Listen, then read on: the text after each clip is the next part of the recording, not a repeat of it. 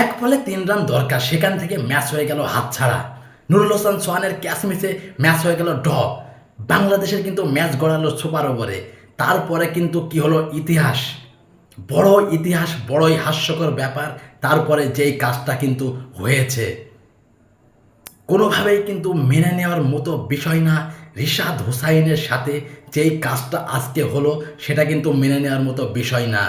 যে কিনা 14 বলে 39 রান করেছে আজকে সদ্য প্রথম ইনিংসে, সেই প্লেয়ারকে বাদ দিয়ে কিভাবে তারা শান্তকে ওয়ান ডাউনে ব্যাটিং নামায় সুপার ওভারে।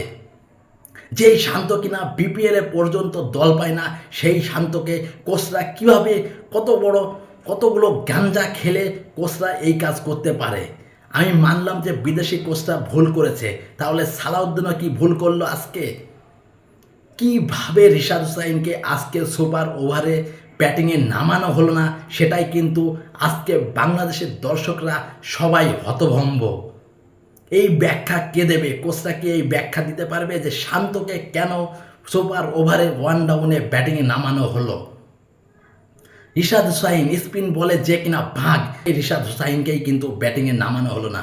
হাস্যকর ব্যাপার ছাড়া আজকে কিন্তু কিছুই করলো না বাংলাদেশের কোচিং স্টাফরা। আজকে কিন্তু সুপার ওভারে সম্পূর্ণ দোষটাই কিন্তু কোচিং স্টাফদের দিতে হবে। এবং আজকের ম্যাচে কিন্তু মিরাজের অনেকগুলো ভুল ছিল। মিরাজের অনেকগুলো ভুলের কারণেও বাংলাদেশ কিন্তু জিজি জয়ের ম্যাচটা হাতছাড়া করে ফেললো। এরকম হতাশাজনক ম্যাচ উপহার বাংলাদেশ প্রত্যেকবারই আমাদের দিচ্ছে, এবং প্রত্যেকবারই তারা কোথাও না কোথাও ভুল করছে, এবং প্রত্যেকবারই তারা বাংলাদেশের দর্শকদের হতাশ করছে। তাদের জানা বিষয়গুলো তারা ভুল করে চলছে বারেবার। আজকে সোশ্যাল মিডিয়াতে কিন্তু ঝড় উঠবে, কোচিং স্টাফরা কিন্তু কেন এই কাজটি করলো, শান্তকে কেন সুপার ওভারে ওয়ান ডাউনে ব্যাটিং দেওয়া হলো। 1 বলে 5 রান, সেখান থেকে দরকার 5 বলে অনলি 5 রান। সেই ম্যাচও বাংলাদেশ হেরে গেল। সেইভাবেও যে ম্যাচ হারা যায়, বাংলাদেশ সেটা আবারও প্রমাণ করে দিল।